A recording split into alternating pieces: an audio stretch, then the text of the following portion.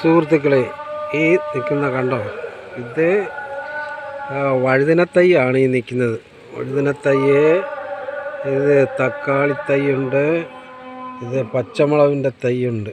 ഉണ്ടോ? ഇതെല്ലാം തൈ ഇതിൽ നിന്നെല്ലാം പറിച്ചു മാറ്റിയത്. ഇത് കുറച്ചേ ഉള്ളൂ. ഇപ്പോൾ പറിച്ചു മാറ്റി വേറെ കുമ്പിൾ കുത്തി നട്ടിട്ടുണ്ട്. അത് കാണിക്കാം.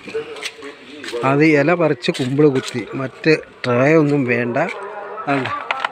വട്ടയില പറിച്ച് കുമ്പിൾ കുത്തി നിർത്തിയിരിക്കുകയാണ്. കുമ്പിൾ കുത്തി അതിൽ നട്ട് മണ്ണിട്ടിരിക്കുകയാണ്.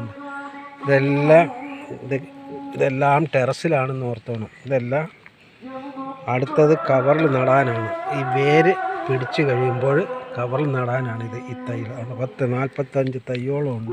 ഇതിനകത്ത് പച്ചമുളക് ആണ് കൂടുതലുള്ളത്. പിന്നെ തക്കാളി തൈ ഉണ്ട്. ഇത് തക്കാളി തൈയാണ് നിൽക്കുന്നത്. ഇത് തക്കാളി, ഇത് തക്കാളി, ഇത് തക്കാളി, ഇതും തക്കാളി. അങ്ങനെ കൂടുതലും പച്ചമുളക് കൊല്ലയാണ്. ഈ പച്ചമുളക് കൊല്ല എന്ന് പറയുന്നത് വളർത്തിയെടുക്കാൻ വലിയ പാടാണ്. കാന്താരി എവിടെയും കിളിക്കും, തനിയെ കിളിക്കും. ഇവിടങ്ങളിലുള്ള തോട്ടങ്ങളിലെല്ലാം തനിയെ കിളിച്ച് വരുന്നതാണ് കാന്താരി ധാരാളമായിട്ട്. നടണ്ട. എന്നാൽ പച്ചമുളക് നട്ടുപിടിപ്പിക്കുക എന്ന് പറഞ്ഞാൽ വലിയ ബുദ്ധിമുട്ടുള്ള കാര്യമാണ് അതിനെ വളർത്തിയെടുക്കാൻ.